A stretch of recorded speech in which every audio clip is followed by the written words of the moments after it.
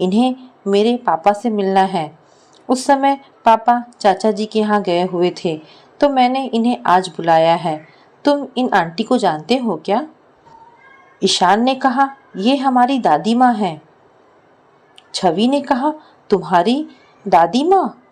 तब तक रेखा रिक्शे वाले को पैसे देकर गेट की ओर बढ़ने लगी हैं। यह देखकर ईशान और रीमा झाड़ियों में छिपते हुए छवि को रेखा को अपने बारे में बताने से मना करते हैं। रेखा ने पास आकर पूछा, हेलो बेटा, पापा आ गए क्या? छवि ने कहा, जी आंटी आप बैठिए ना, पापा पास ही के मंदिर गए हैं, आते ही होंगे। और फिर छवि ने कहा, लो आ ही गए। रेखा ने सुधीर को देखा और एकटक देखती ही रही। तब सुधीर ने कहा, अरे रेखा जी आप यहाँ? रेखा ने कहा, रेखा जी नहीं, तुम्हारे बचपन की दोस्त रेखा हूँ। सुधीर ने कहा, ठीक है चलो अंदर चलकर बात करते हैं। सुधीर ने छवि से कहा, जाओ आंटी के लिए चाय नाश्ता बना कर लाओ। छवि वहाँ से चली जाती है। वह बाहर रीमा और ईशान के पास आ जाती है। उसे पता है कि उसे अंदर पापा के आवाज़ लगाने पर ही जाना है। रीमा ने कहा, चलो उनकी बात सुनते हैं। ईशान ने कहा, बुआ यह तो बैड मैनर्स है। रीमा ने कहा, हाँ मैं जानती हूँ, लेकिन बिना बात सुने माँ की परेशानी का कारण कैसे पता चलेगा? छवि ने कहा, कोई मुझे भी तो बताओ कि आखिर मामला क्या है। ईशान ने पूरी बात बताई। छवि ने कहा, ऐसा है तो फिर रीमा बुआ सही कह रही हैं, बात तो सुननी ही पड़ेगी। तीनों छुपकर उनकी बातें सुनते हैं। सुधीर ने पूछा, रेखा तुम्हें मेरे बारे में कैसे पता चला कि मैं बेंगलोर में ही रहता हूँ? रेखा ने कहा, सुधीर भगवान ने हमें दोबारा मिलाने के लिए छवि को जरिया बनाया है। छवि मेरे पोते ईशान की दोस्त है। रेखा ने पूछा, तुम तो मंदसौर में रहते थे, फिर बेंगलोर कैसे आ गए? यहाँ आकर मुझसे मिलने क्यों नहीं आए? सुधीर ने कहा, जब तुम्हारा विवाह राजीव से हो गया और तुम बेंगलोर आ गई तो मेरा मन भी वहाँ नहीं लगता था। मुझे हर जगह पर तुम ही दिखाई देती थी, इसीलिए मैंने मंदसौर छोड़ने का निर्णय कर लिया। मैंने बेंगलोर में एक कारखाने में सुपरवाइज़र की पोस्ट के लिए आवेदन किया और उन्होंने मुझे यहाँ बुला लिया था। वही काम करते हुए मैंने आगे की पढ़ाई पूरी की और एक कंपनी में अकाउंटेंट बन गया। थोड़ा रुककर दोबारा कहा, तुम एक इज्जतदार परिवार की बहू थी, मैं एक कारखाने का मजदूर, तुमसे मिलने कैसे आता? रेखा ने कहा, उस परिवार की बहू मैं तुम्हारी कसम के कारण बनी थी, लेकिन राजीव और उनके परिवार ने मुझे इतना प्यार और सम्मान दिया कि मैं उनकी हो गई थी। फिर भी साल में एक बार हमारे जन्मदिन के दिन तुम जरूर याद आते थे। जब राजीव का देहांत हुआ उसके बाद तो हर रोज तुम्हारी यादें आकर मुझे बहुत दुखी करती थी। सुधीर ने कहा, जन्मदिन तो मुझे भी बहुत रुलाता था, क्योंकि उस दिन तो तुम्हारा भी जन्मदिन आता है और तुम्हें विश नहीं कर सकता था। छवि ने कहा, ओ माय गॉड, इनका जन्मदिन भी एक ही दिन है। रीमा ने कहा, चुप छवि चुप, आगे की बात सुनो। रेखा ने पूछा, तुम्हारी पत्नी का नाम क्या है और वह कहाँ है? मैं उनसे मिलना चाहती हूँ। सुधीर ने कहा, मेरी पत्नी? पर मैंने तो विवाह ही नहीं किया। रेखा ने पूछा, क्यों? सुधीर ने कहा, मैं तुम्हें भुला ही नहीं सकता था। रेखा ने पूछा, फिर छवि? सुधीर ने कहा, तुम्हें मेरी छोटी बहन सुमन याद है? छवि उसी की बेटी है।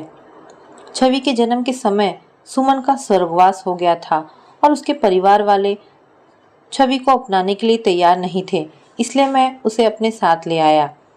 रेखा ने कहा, ओहो, तुम मेरे बारे में नहीं पूछोगे? सुधीर ने कहा, तुम्हारे बारे में सब जानता हूँ, तुम्हारे जीवन की हर सुखद या दुखद घटना से वाकिफ हूँ। रेखा ने पूछा, कैसे? सुधीर ने कहा, मैंने तुम्हें राजीव जी को सौंप तो दिया था, लेकिन मुझे हमेशा तुम्हारी चिंता रहती थी, इसीलिए मैंने राजीव से दोस्ती कर ली थी। मुझे उनकी हर घटना का पता चलता था। उनके देहांत के बाद मोहित से फेसबुक पर दोस्ती कर ली थी और उनके पोस्ट से पता चलता था। रेखा ने कहा, इसका मतलब कि तुम पल पर मुझ पर निगरानी कर रहे थे। सुधीर ने कुछ नहीं कहा।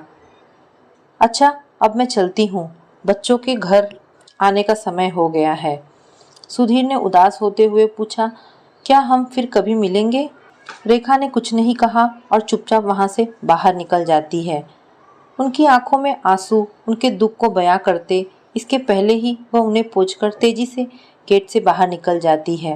रीमा, ईशान और छवि तीनों ही इस राज को जानकर हतप्रभ रह जाते हैं। उन्हें समझ में नहीं आ रहा था कि वह इस बात पर क्या प्रतिक्रिया दे और कैसे।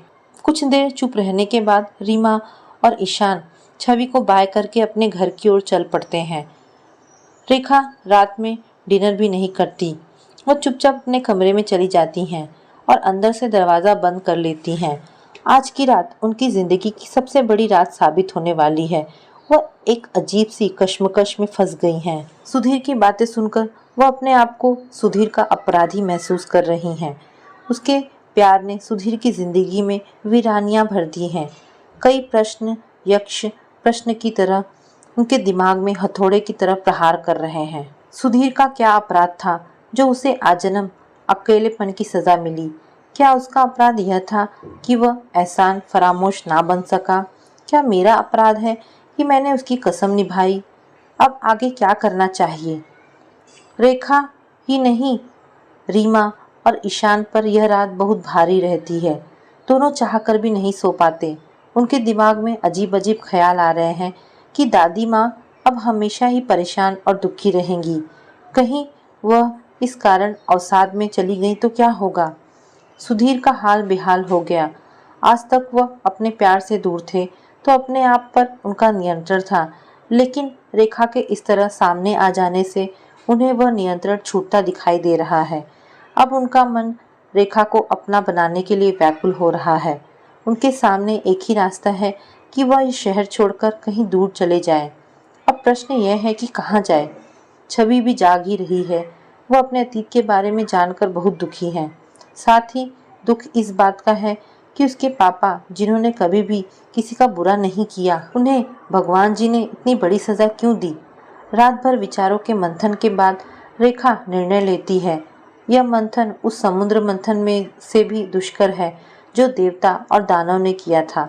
इस प्रकार से रिश्तों और मर्यादा का मंथन आज से लगभग 35 साल पहले भी हुआ था, जिसमें से निकलने वाले विष को सुधीर ने पिया था और अमृत रेखा को दिया था। रेखा ने सुबह सुबह सुधीर को कॉल करके 1 बजे घर पर बुला लिया। उनके आने से पहले ही अपने परिवार के सदस्यों को एकत्रित करके और जो यहाँ नहीं थे उन्हें वीडियो कॉन्फ्रेंसिंग से जोड़कर अपना निर्णय सुना दिया कि वह सुधीर जी से पुनः विवाह करेंगी। यह निर्णय सुनकर पूरा परिवार सकते में आ जाता है। सभी कुछ ना कुछ पूछना या बोलना चाहते हैं, लेकिन शुरुआत कौन करेगा, यही सोचकर सब एक दूसरे का मुंह देख रहे हैं। रोहन ने हिम्मत करके कहा, माँ, आपका दिमाग खराब तो नहीं हो गया है जो इस उम्र में और इतने भरे पूरे परिवार के होते हुए आप दूसरा विवाह करने की सोच रही हैं? रेखा जी ने कहा, हाँ, मेरा भरा पूरा परिवार है जिसकी वजह सुधीर है। वह इस दुनिया में अकेले जी रहे हैं। उनकी वजह तुम्हारी माँ यानी मैं हूँ। मोहित ने कहा, माँ, आपको क्या कमी है?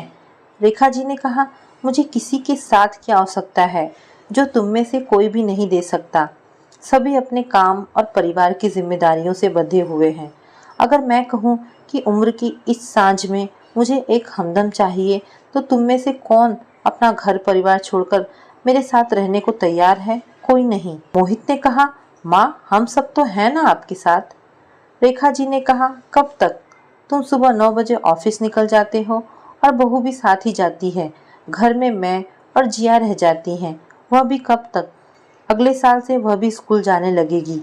बहू शोभा, जो अब तक चुपचाप उनकी बातें सुन रही थी, उसने कहा, माँ, आपने सोचा है कि लोग क्या कहेंगे? हम अपने परिवार में क्या कहेंगे? अपने बच्चों की इज्जत के लिए आपको अपना निर्णय बदलना ही होगा। आप यह विवाह नहीं कर सकती हैं। रेखा जी ने कहा, पहले मैंने पिताजी की इज्जत की बलि पर अपने अरमानों की बलि दे दी, लेकिन अब नहीं। क्या मैं अपनी मर्जी से निर्णय कभी भी नहीं ले सकती हूँ, सिर्फ इसलिए कि मैं एक स्त्री हूँ? रोहन ने कहा, माँ, क्या आपको पिताजी से प्यार नहीं था जो आप ऐसा निर्णय ले रही हैं? रेखा ने कहा, था और हमेशा रहेगा।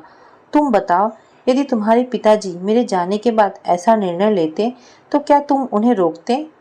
रोहन की बोलती बंद हो जाती और वह वीडियो कॉन्फ्रेंसिंग से बाहर हो जाता है। रेखा ने रीमा की ओर देखते हुए कहा, तुझे कुछ नहीं कहना है? रीमा ने कहा, माँ, मैं आपके निर्णय के साथ हूँ। मैं और ईशान दोनों यही चाहते हैं कि आप किसी भी तरह से परेशान या अवसाद में ना रहें। रेखा ने कहा, इसका मतलब तुम दोनों ये बात पहले से जानते हो?